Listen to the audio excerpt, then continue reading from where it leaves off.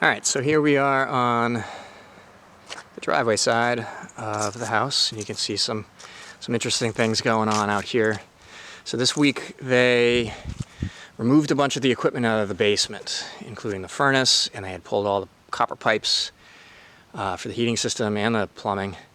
And one thing that I was told, and accurately so, was that Herb had used straight antifreeze through the heating pipes in the house.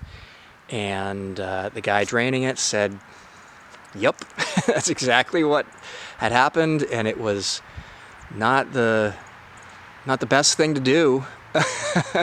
As it turns out, I'm sure that he had a pipe burst at one point because he's heating just out of one corner of the house with that wood stove primarily in the kitchen.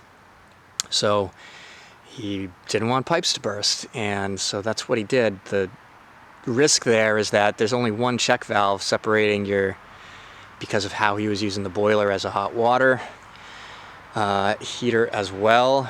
There was a single check valve that if it failed, antifreeze was going to go into the drinking water, out of the faucets and stuff. So it was super risky and mostly illegal and shouldn't have been done, but now it's out. That's what these barrels are all about. We will not be using antifreeze for our systems.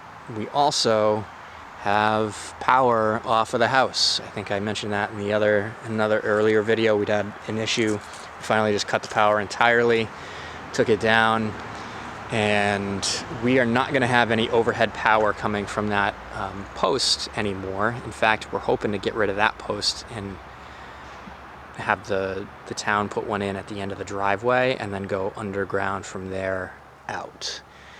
So we're less likely to have an issue with losing power, and if power is lost, it'll be Eversource or the power company to have to deal with it, not us.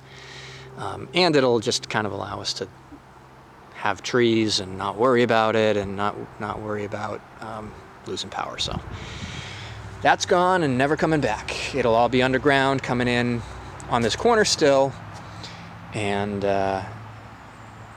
yeah, so that's basically it. We've been cleaning up. We spent the weekend cleaning up some demo junk, so it looks pretty nice now. It's a good time to film, I suppose.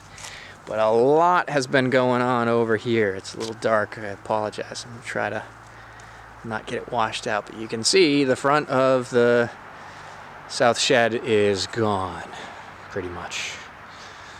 And more salvage wood.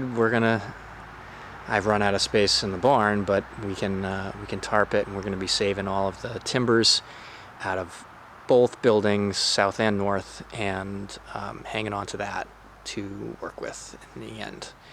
But this is ready to come down early next week. It is Sunday today, but it'll probably be, I'm hoping by Tuesday this will be down all the way, and we'll get our first look at that window exposed for the first time in a long time, it looks like, and the side of the house and this corner of the house that we haven't been able to see really ever. So that'll be kind of exciting. Just take a peek inside here. You can see that this little chunk here and here was added on, probably by Herb, to fit a tractor in, I think, and gave him a little more depth to this garage area, this quartz concrete area. This was all at floor height here, matched, actually it was one step down from that floor height. And yeah, there was no, as you can see, no foundation of any kind, no structure of any kind. I think that board in the dirt there, you can see that board in the dirt. That was where they put one post, just on the dirt. And you can see the condition everything is in along the perimeter here.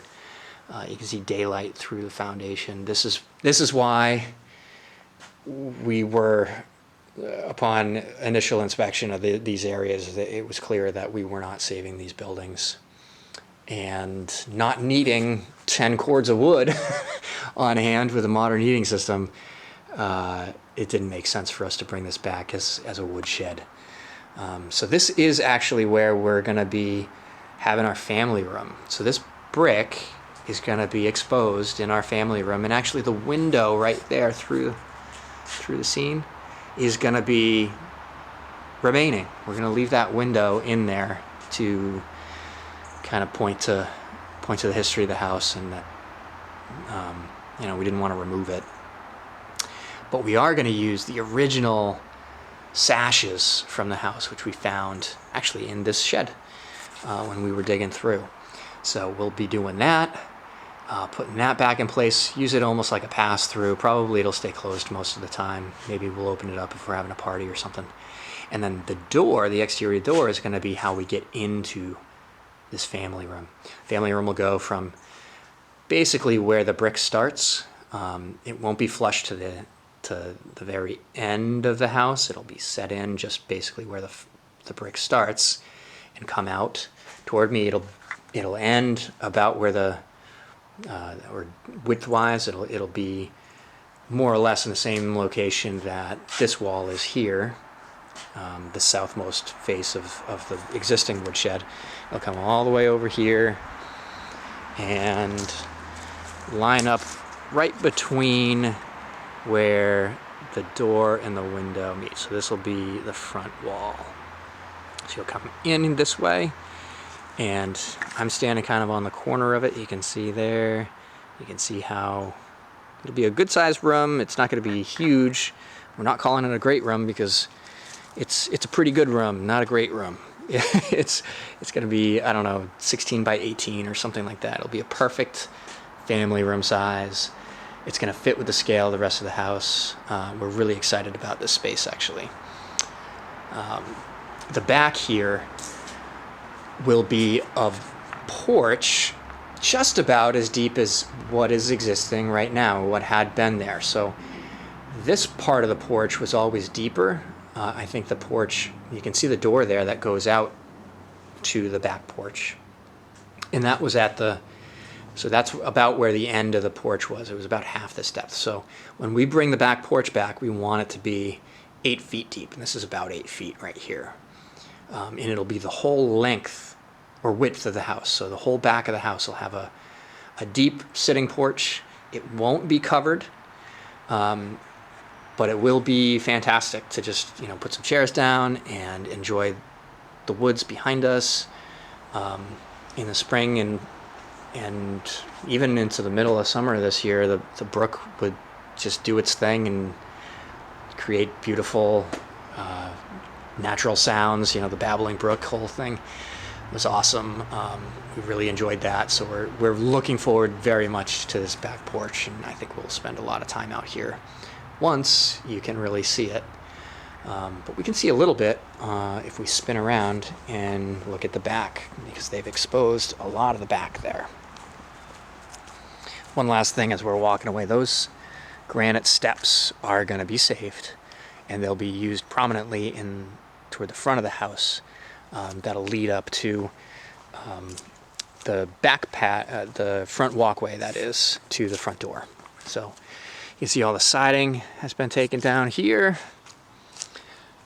and the roof over that little mudroom area where we had a dryer in there. It was kind of our annex from the laundry room.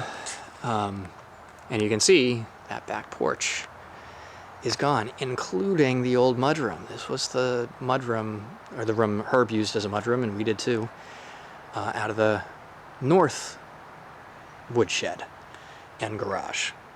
So this is the kitchen door, and then this over here would have been the laundry room door. We were just looking at this chunk of it from the other side. You can see the roof has been taken away, and that's going to allow us to put a full-size window, that full-size window back in place just where it came from. And the porch roof has been taken down and will not come back, which brings, you can just see, there's a splash of light there over that window. It allows, it's 2:30 right now, and it's allowing that afternoon light to stream into the back, and it's such a difference. Even while this stuff is still blocking a lot of that, when this goes away, we're gonna just, it's a noticeable difference walking in the house just to have that roof gone and have this space start to open up. So we're super excited about that. But again, think about the depth. This is the depth that we're talking about for the back porch, so that we can throw some chairs down here between the two doors and kind of have a nice sitting area, so that really we can enjoy this space. This is what it's all about. And the brook down here.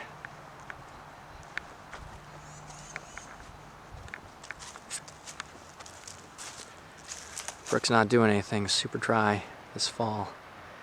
But that well house will probably come down when we move back in. That'll be my responsibility. But the other thing that we're going to do back here is that this area over here has been artificially kind of leveled out. This was a leach field, is a leach field, and it's going to be removed. And the slope here just naturally slopes down, and here it's kind of unnatural. And it's a little too hard up against the stone wall there. So we're going to take it back all the way starting here and naturally slope it out and blend it into over here. So this chunk here will be more sloping, be a gentler approach to the woods and a bit more natural. And even with us losing a little bit of lawn area right here, I think it's just gonna, the space back here already feels so much bigger than it did before. We're really excited about what's going on here in the backyard. So the screen house has been taken down, that chunk of the garage goes, and in fact, the garage, although we're not building anything right away, the plan for the garage is that it will be essentially flush to the back of the house. So all of this space becomes part of our backyard. And this is really where I would see us using the yard most, to hang out or to throw a ball or play soccer, whatever. This is really the backyard. And this area is a transition area, I think, to the woods, and that's kind of how we're gonna try to treat it. At least that's the plan right now. So excited about the porch, psyched to have a little extra light back here. Real excited. I'll have another update once this building is down this week, and we'll just keep filling up the dumpsters in the meantime. Let's check out the inside real quick, because not a lot has changed.